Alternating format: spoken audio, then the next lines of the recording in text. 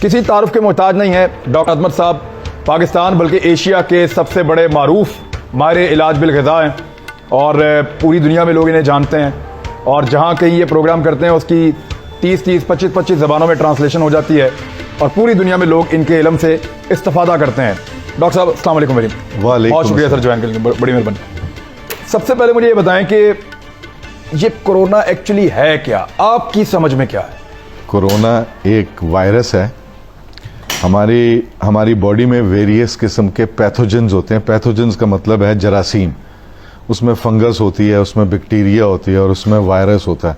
یہ وائرس جو ہے ایک تو بہت چھوٹے سائز کی ہوتی ہے اور اس کے بعد یہ ریپلیکیٹ بڑی جلدی کرتے ہیں. اس میں ویریس فارمز آف وائرس ہوتی ہیں.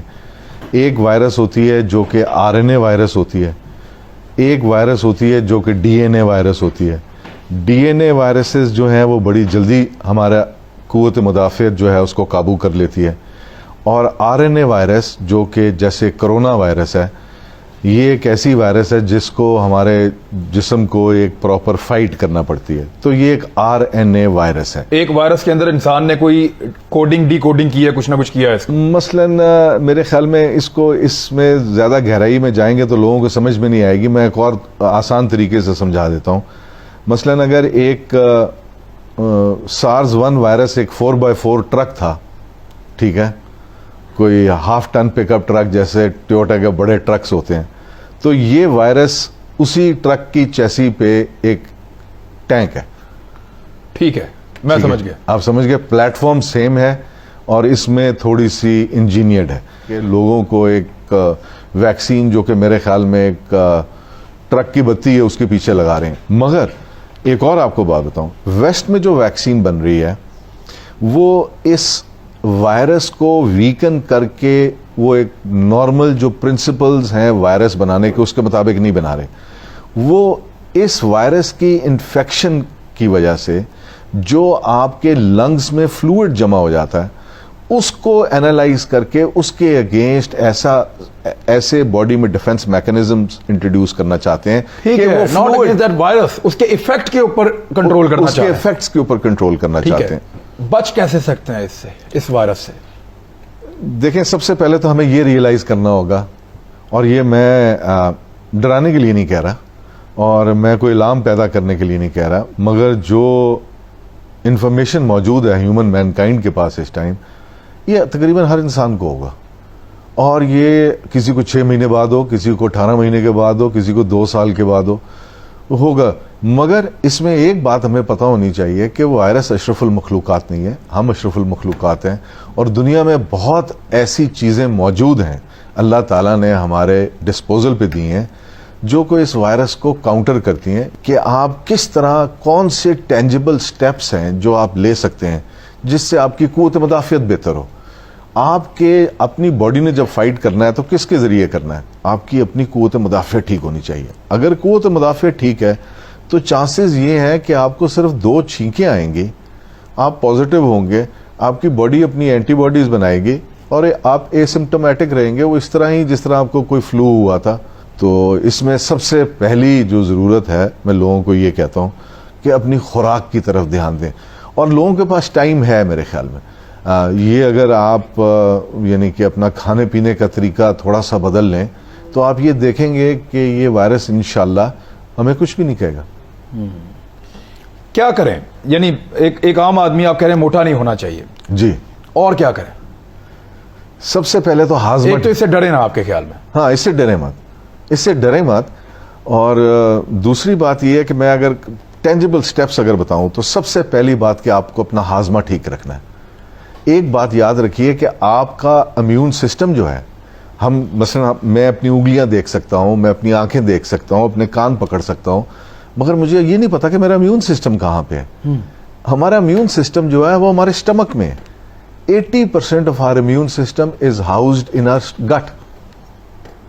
اب آپ یہ دیکھیے, اگر آپ کا ہاضمہ ٹھیک ہے, اگر آپ کو قبض نہیں ہے, پیٹ خراب نہیں ہے, تو آپ کا امیون سسٹم بہتر فنکشن کر رہا ہے. اس کو, اور اگر کسی کا خراب ہے اس کو ٹھیک کرنے کا کیا طریقہ ہے؟ اس کے لیے میں 2-3 چیزیں بتانا چاہوں گا. میرے خیال میں سب سے پہلے تو دہی کا استعمال ضرور کیا کریں. दही का इस्तेमाल करें जी पाकिस्तानी, नंबर 1। हाँ, दही का जरूर इस्तेमाल करिए, हाजमा ठीक करने का। दूसरी बात मैं ये कहूंगा कि लहसुन और अदरक का खूब इस्तेमाल होना चाहिए। हमारे यहाँ तो बहुत मिलती है लहसुन अदरक। लहसुन अदरक मिलती तो बहुत है, मगर लहसुन जो है हमारे गट में ऐसे पैथोजेंस जो कि हमारे इम्यून सिस्टम को कॉम्प्रोमाइज करते हैं, वो उनको रिमूव कर देती है। अच्छा, सो लहसुन एक एंटीवायरल भी है और हमारे स्टमक से क्लियर करती है उन पैथोजेंस को जिनका कोई रोल नहीं है अपर जीआई ट्रैक्ट। सालन में पका के खाएं। सालन में पका के खाने से उसकी इफादियत खत्म हो जाती है। खत्म या कम? कम हो जाती है। कम मेरे ख्याल में खत्म ही हो जाती है, क्योंकि हम बहुत ज्यादा पकाते हैं। हम लहसुन को वैसे कैसे खा सकते हैं? लहसुन को बेहतरीन खाने का तरीका यह है कि उसके छोटे छोटे टुकड़े करें, उसको 5-7 मिनट हवा लगने दें। जब हवा लगती है तो उससे एक चीज बनती है जिसको हम एलिसन कहते हैं, जो कि बहुत जबरदस्त एक एंटी माइक्रोबियल पेप्टाइड है। ये वो सब्सटेंस होते हैं जो वेरियस प्लांट्स में मिलते हैं और वायरस और बैक्टीरिया और फंगस के खिलाफ काम करते हैं, और इनको हम एंटी माइक्रोबियल पेप्टाइड्स कहते हैं, और ये लहसुन में भरे हुए हैं। तो आप लहसुन खाइए, आपको एंटी वायरल प्रोटेक्शन भी मिलेगी। और खाने का तरीका ये है कि छोटे छोटे टुकड़े करके एक छोटी सी तुरी लीजिए, एक छोटी सी सेगमेंट लीजिए, उसके छोटे छोटे से आप हिस्से कीजिए और उसको आप पानी से निगल लीजिए खाने के बाद। एक लहसुन का पीस काफी है। एक लहसुन का पीस एक दिन में खाएं। एक दिन में खाएं। अच्छा, उसके बाद एक और बात बताओ। अब अदरक आ गया, जिंजर। नहीं, मैं लहसुन के बारे में पहले बात पूरी कर दूं। वो ये कि अगर आप 25-30 दिन खाएंगे तो आपके अंदर से लहसुन की स्मेल आनी शुरू हो जाएगी। That is the time to stop. अच्छा जी, उसका मतलब ये है कि आपके वो एलिसन के कंपाउंड्स पूरे हो गए। सो एक बेहतरीन डिफेंस आपको मिल गया। और लहसुन कई लोगों को हजम नहीं होगा, कई लोगों को हजम नहीं होगा। इसलिए अगर आपको हजम नहीं होता तो आप एक पूरी तुरी से ना शुरू करें, एक पूरी सेगमेंट से। आप एक लहसुन का चौथा हिस्सा लेके, छोटा सा हिस्सा लेके सिर्फ वो लीजिए। आहिस्ता आहिस्ता 5-7 दिनों में इसको बढ़ाइए। और जब आप लहसुन लें, जब आप ये गार्लिक के ऊपर आप कर रहे हैं, फोकस कर रहे हैं, तो साथ दही भी जरूर लीजिए। दही के बारे में मैं आपको छोटी सी बात, दही में लहसुन डाल के खा लें, पता ही नहीं चलेगा। ये भी ठीक है, ये भी बिल्कुल किया जा सकता है। और उसको आप पानी से निगल, कई लोग चबाना नहीं पसंद करते हैं, वो पानी से निगल भी सकते हैं। और पानी से निगलें तो उसका फायदा भी है ज्यादा, और उसका फायदा इस तरह ज्यादा है कि यानी कि आपकी सस्टेन करेगा थोड़ी देर तक। आपकी बॉडी में वो लोअर पार्ट तक जाएगा, वो सारी डिलीवरी जो है वो पूरे गट में होगी। सो उसका बहुत फायदा है। अदरक का कावा जो है, अदरक के बारे में मैं आपको थोड़ी सी एक बात बताता चलूं कि हर साल, अब पता नहीं इस साल होती है या नहीं होती, तकरीबन 20-22 साल से मैड्रिड में एक कॉन्फ्रेंस होती थी जिसमें अदरक, लहसुन और ऑलिव ऑयल पे नई रिसर्च प्रेजेंट की जाती थी। 3 चीजों पे, 3 चीज मैड्रिड हर साल इन 3 चीजों के लिए साइंटिस्ट इकट्ठे होते थे। अदरक के अंदर जितनी भी चीजें डिस्कवर की गई हैं, उन सब का रोल एंटी एजिंग है। वो prevention of pre majeure ageing करती हैं। और आप अदरक इतनी बड़ी दुनिया है, इतनी बड़ी दुनिया है। और अदरक क्या करता है, आपके स्टमक से हवा को खारिज करता है। सबसे पहला काम यह करता है। अदरक आपके स्टमक को सूद करता है, आपके इम्यून सिस्टम को खड़ा करता है दोबारा। अदरक इतनी शानदार चीज है। आप ये सोचिए कि अल्लाह ताला ने कुरान मजीद में अदरक का जिक्र किया कि जो मेरे पास मेरे बंदे जन्नत में आएंगे, उनको ऐसे प्यालों में तवाज़ा की जाएगी जिसमें से सूंठ की खुशबू आएगी। यानी कि प्री मैच्योर एजिंग, वहां तो कोई एजिंग नहीं। सो आप ये सोचिए कि अदरक के अंदर अभी कोई 63 के करीब न्यूट्रिएंट्स डिस्कवर किए गए, न्यूट्रिस्यूटिकल्स, जिनको अभी नाम दिया जाना है, और उन सारों का रोल हमारी बॉडी में है।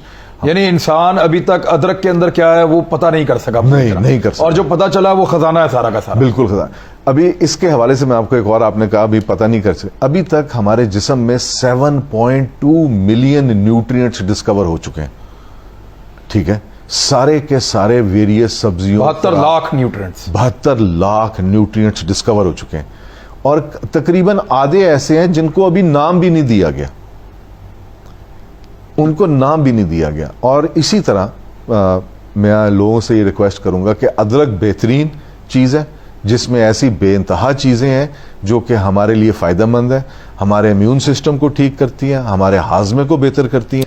बेहतरीन तरीका अदरक को लेने का है कि आप उसका कावा लें, और कावा इस तरह लें कि आप थोड़े से अदरक को श्रेड कर लें, कद्दूकश कर लें जिसको कहते हैं, बारीक, 1 चम्मच के बराबर, اور اس میں تقریباً کوئی 6 کپ پانی کے ڈال دیجئے, اس کو ایک دفعہ ابلنے دیجئے, اور ابلنے کے بعد جب وہ 3 کپ رہ جائے تو وہ آپ کا ایک ادرک کا کعبہ بن گیا.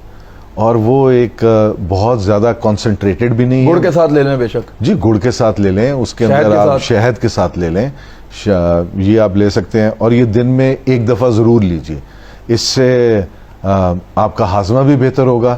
اچھا ایک اور سب سے بڑی بات ادرک کی, ادرک کا جو کعوہ ہے وہ بلڈ تھنر ہے, اور یہ سوچئے کہ اگر آپ کا بلڈ تھن ہے تو وہ بلڈ تھنر نہیں کے طور پہ کام ہارٹ کرے کے گا. پرابلم نہیں ہوں گے آپ کو, نو آپ کا ہارٹ کے لیے بہتری کے لیے, ہارٹ کے پرابلم نہیں ہوں گے آپ, جی آپ کو ہارٹ کے پرابلم نہیں ہوں گے, آپ کی سرکولیشن بہتر کرے گا, آپ کی میموری بہتر کرتا ہے, اس کے بعد پری میچور ایجنگ کو پریونٹ کرتا ہے, سیلولر لیول پہ کینسر سیل کا جو ایک مرنے کا پروسیس ہوتا ہے جس کو ہم اپوپٹوسس کہتے ہیں, اس کے اندر باڈی کو اسسٹ کرتا ہے. بہت زیادہ فنکشنز ہیں ادرک کے.